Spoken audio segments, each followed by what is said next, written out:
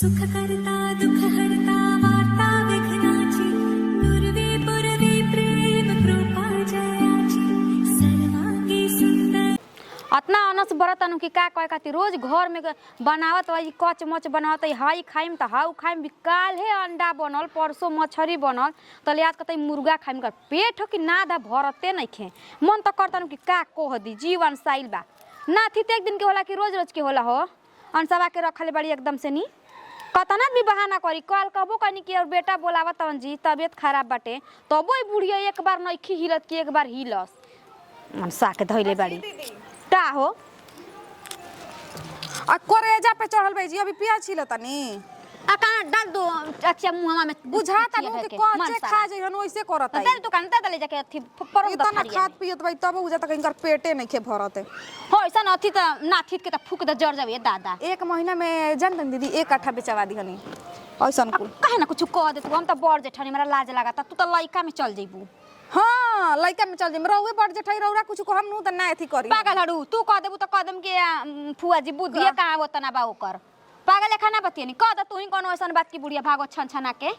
अति कहले बड़ी होय खा तड़िए दादा हमर त लाद झरी त सालो भर ना ठीक होई खा ले दो मिनट पुंका भूख लागो रहता है जन आ पेट बनल हो सुन लो अरे जाके को त कुछ एक कनी तारा के बात बतावा तनी अपनी खातिनु बना के मुर्गा आ हाथ ना निकाल लिया बुढ़िया के हाथ ना जब बातचीत करे में मोय में लाल मिर्च डाल के दत आज डाल के दो में बीमार उमार हो जन त फिर दवाई में खर्चा लागे लागे दवाई में काहे के उठा पठा के भेज देओ के बुढ़िया जाओ अपना घरे दुआ ले काम नहीं सुन जी चिरे के ले आवा हो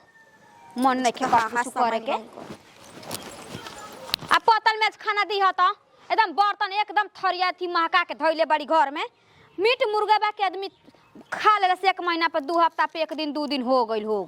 हाथ ना निक लागेला आ ये राम जी का करत रहा ये नारायण जी मैं अभी भूसा हमनी के दुआरे धइल बाटे काहे मुंह फुले बस कहो केवनो बात होला तो साफ साफ कही ना मुंह फुला के बैठ जाई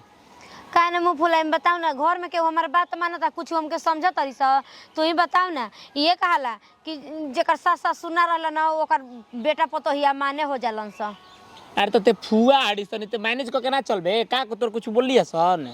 ना बोले स हम बोलत तनी ना सुनत तरी स बताओ ना कब से कहत नहीं अरे मुर्गा बना के जल्दी दस अरे मुर्गा बना के दस कितना जिद कोई नहीं है त मुर्गा आइल अब ओकरा के ई बताओ जब आ गइल बाटे त काहे लेट करे के बाद झटपट ना करबो हमारा ते कनी कुफुत से एकदम हम तेहू लइकवन लगे छटियाए लगली हमारा ठीक ना लागल एगो बात के तू समझ तारा ठीक लागो चाहे नत लागो जे हम अपन नेतु दिखा देम ना आज असली रूप में ना तब सोच ला जा अब देखा तनी अब लास्ट हो गइल बाटे तबे से कहतनी अरे भूखन हमर कपार में दर्द भर रे पेट गोड़ गोड़ा तरे काहे नहीं खुश जल्दी करतरी काहे तू करतरी सरे बताओ ना ई हाल समझा देतनी ई हाल रही ना बबुआ बता ई कान खोल के सुन ले बियाह शादी में ना आबे एकदम ठान ले माटी कोड़वावे खातिन के कि हमर फुआ रही त कोड़ी त हर जे बस देख लिए स अरे तो ठीक बा हम समझा देतनी बारू हो समझाइबा का मारे के कहतनी का तोनी के समझे के चाहिए कि माई बाप नहीं के त फुआवे माई बाप बिया से हम कैसन बनी के अपन घर दुआर छोड़ के आया जातनी जे त घर भेजे का चिल्ला तर आव तर देखाव तर एथु कर तर डटले बोलल रहता त एक गोड़ पर खड़ा रहती स जानल कि ना ठीक है बा काहे ने फुआ का बतिया मानत हो का बनावा तनी जा काजन कैसे बनत आटे बुझात आटे कि कैसे बनता पेड़ा पे का टंगले बड़ू लकावा मार देले बा 10 मिनट पे कहतनी हई बना तो टाइम ना लगी गैस हइए नहीं के तो कैसे बने हां गैस छोड़े खातिर कुल बीमारी लागल बा पेटारी नहीं होत के भना भना फूक दही लकड़िए ना झोक के बनता इतना दिन से तो तब काहे ने फुआ का बतिया सुनत ई जब देखो जब कुफुत में पड़ा रहती है मान ली कि गोड़वा हाथ लगा के आदमी बना अच्छा हम ई बताऊ काहे ओ दिन जहिया मान ले एथु आइल माने एथु के दिने त बनल त बताओ आता ना ही तना त रहे मिलल हमरा के 2-3 गो पीस मिल रहे हम छछन कर रह गइनी ए फुआ जी तो भुंजाल कर खा ले रही गही ना त ल अब ओहू का का गिनती बाटे अभी आई हो राम जी आई हो दादा काई हनी के खाना दाना खाई हो दादा हम 2 गो पीस ना खा लेनी भूजल ओहू के ओमे गिनती करते हम तो के कुछ समझते नहीं कि ए भगवान जी तो निमक सीखत रहो हां निमक सीखता ही रही देखत नहीं कि झूर भुजाइल बा कि ना आई हो राम काई हनी के जातनी लगले बना देवे ले के भंसरा कल पर धो द अब हो गेल मन के शांति नु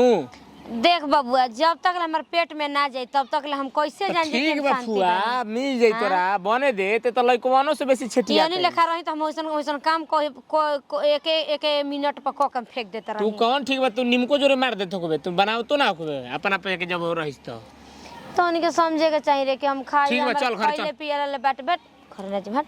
चल रह दे आगे चल। आगे धरी तब चल जाए। अब वो दुआर पर बैठल बुझाते कि तारा लगा के होइले नहीं के खिसिया वाला चल ओहनी के रह ना देखब। देखो त न बुची दिन भर बुझाता ना कि खाए बनाए में आदमी के बीत जाता। अब का करबो, घर में ऐसा आदमी होइए गेल बटुए तो कब कर आता ना कोइला के बावजूद न तबोर और भैया से कहत न कि नहीं खिसन बेरा पर बनावत खियाते पर खिस ना भरी रोग ओकर आदत खराब हो गेल बटुए। अब का कही हम?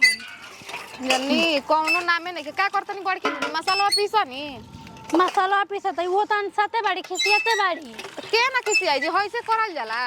मीट मछली खाती कौनो चीज में इनकरा पेटे ना भरेला। जाए तो जा मान तनी के जब तक ले बाड़ी तब ओइला के ओइला भई रहेला उनकरा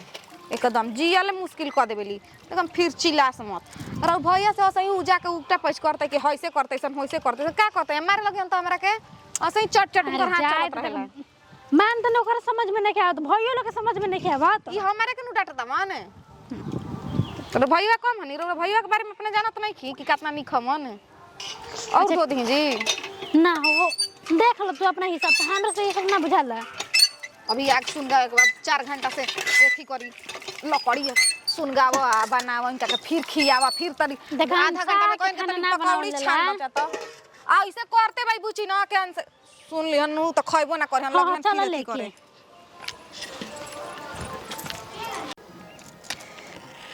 का जानी कहाँ गइली जना कहते जा कि सर से करा बनानी कहीं कैसन दिन भइल बा बुनी पानी लेखा। ए कनिया धोल हे भगवान जी। ये नु किरासन पहले मिलत रहे तो नतिया के ये भक देनी एक के बार में लहक जाई। आई बोरा बथनी से लहकावे में बड़ी दिक्कत होला। ऐसे मुर्गा मछली ना बनावे के हमार मन करे। नी कहे के त कह देला कि मुर्गा मछली मुर्गा बड़ी टोटरम बा मई धोर रे नतिया। कनिया हां दीदी अरे ली आवाज कर रही हो। इहो लोग के नु हमरा के कबे कहतै कि धरा निया गे देखल लहका देनिया गी आ उनकर पत्ते नहीं खे आवाज हो लेके करहिया कानी मुर्गवा मुर्गवा तो धोआ गइल बटे मसालावा भेवले बाड़ी कि ना भेवले बाड़ी कोनो काम नु यो हड़बड़ हड़बड़ खाली करवा देन हमरो ले अपनियो करी हन। ई का हो भगवान जी कानी कैसन आज दिन भइल बा। कन्यावा के ने चल गइल हो मोय अगी आइते निकलता लक गइल काता ना कानी काहे खाती कहले तब हमरा के धरावे खाती। इनकरो काम बड़ी सिहुर सिहुर के करेली कोनो काम नु नीमन से ना इनका बुझाई ना कि तनी गोड़ हाथ चरफ फरक चलाई है पानी नतिया निकलते में ले दादा। का चिल्लाई ना जी दीदी लेकर लगाए में टाइम ना लगेला जी। आहो धरवा देलो चूल्हा आई मच्छी सब जर आ एथी करता उ आओ तनी हाथ धो के रुक दे तो सब सामान दे तनी आ मुर्गावा लेवा ताई रुका हो हम ही चल के लिया इनकर त बुझाता के एथिए नहीं खोरा त कामे नहीं खे तब का के आग धरवा देलो जब तार कामे नहीं खोरा त कराही मार लाल हो जाई आ हे न दौड़बू हो न दौड़बू का मुर्गा बाबा हो आहिरे दादा का नि प्याज कटली कि ना कटली मान नतिया के रे